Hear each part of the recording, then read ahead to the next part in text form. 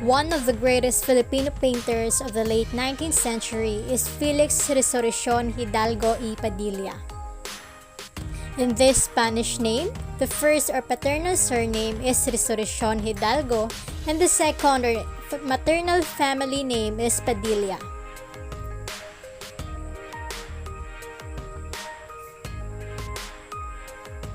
Resurrecion is born on February 29, 1855 in Binondo, Manila, Philippines.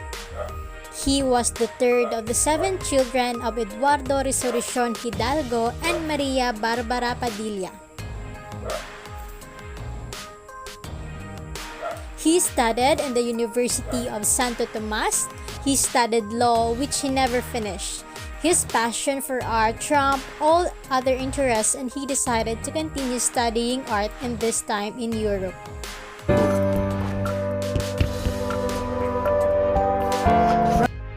From 1879 to 1881, he studied painting on a scholarship funded by the Spanish government at the Real Academia de Bellas Artes de San Fernando, Madrid. He is acknowledged as one of the greatest Filipino painters of the late 19th century and a significant in Philippine history for having been an acquaintance and inspiration for members of the Philippine Reform movement, which include Jose Rizal, Marcelo del Pilar, Mariano Ponce, and Graciano Lopez Haina.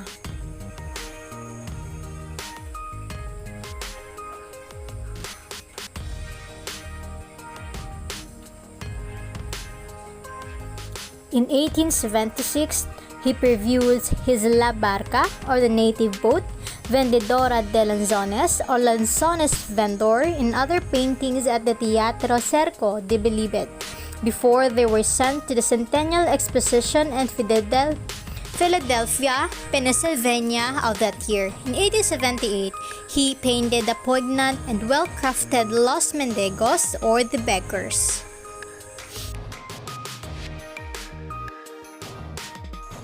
La Barca, the native boat. La Barca de Acorrente, translated in English as the Boat of Sharon or Sharon's Boat, is an 1887 oil and canvas and allegorical painting by award-winning Filipino painter Felix Resurrecion Hidalgo. The work was a gold medalist during the Exposition General de las Filipinas, or the International Philippine Exposition in Madrid. In 1889, an international jury made the painting a silver medalist during the Paris Exposition, a distinct recognition that no other Filipino painter had achieved at the major art arena in Paris.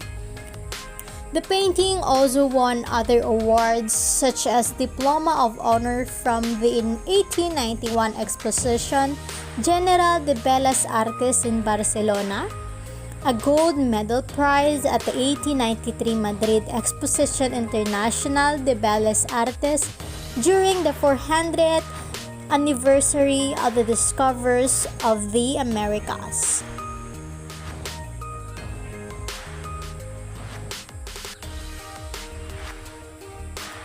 La Barca de Acorrente, translated in English as the Boat of Sharon's or Sharon's Boat, is an 1887 oil on canvas and allegorical painting. The Beggar, in 1878, oil painting by Felix Resurrecion Hidalgo. He painted the poignant and well-crafted Los Mendigos, or the Beggars. His winning the silver medal in the 1884 Madrid Exposition of Fine Arts, Las Virgenes Cristianas Expuestas al Populacho in 1884. In April 1895, at the Salon at Champs-Élysées, Paris, he exhibited the following: Oedipus y Antigone, El Violinista, or the Violinist, Cabeza Napolitana, or the head of a Napolitan, and lastly, the Cabeza del Viejo, or head of an old man.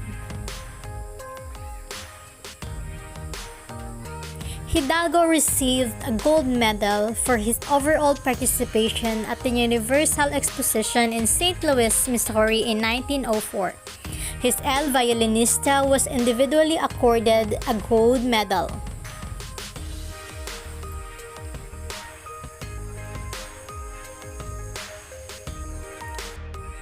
He published the books Felix, Resurrecion, Hidalgo, and the Generation of 1872 by Alfredo R. Roses, Eugenio Lopez Foundation, 1988.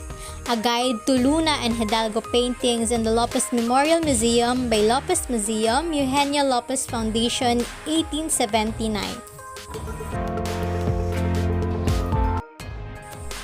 Several paintings by Hidalgo ranked among the most expensive paintings in the Philippine art ever sold at the auction.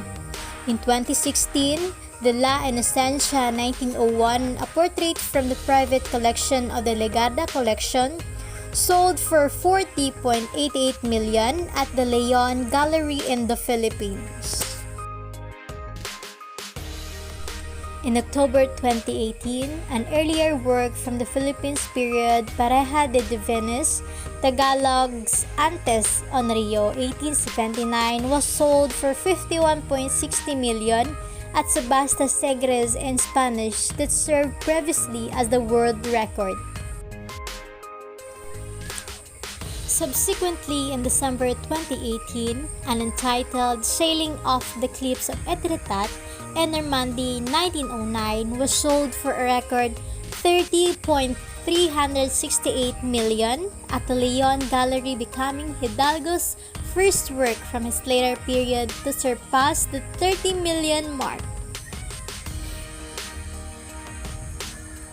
In 2019, La Pintora 1890s painting by Hidalgo was sold for a record 78.256 million at Salcedo auctions in the Philippines, becoming the most expensive artwork sold by the artist internationally. In 1988, Hidalgo and works of his contemporary Juan Luna were jointly exhibited in a major retrospective exhibition. First, National Juan Luna and Felix Resurrecion Hidalgo commemorative exhibition at the Metropolitan Museum of Manila, featuring works gathered from the leading public and private collections. Resurrecion Hidalgo died in Barcelona, where he went to recuperate from failing health. His remains were brought to Manila, where it now lies entombed in the family mausoleum at the Cementerio del Norte.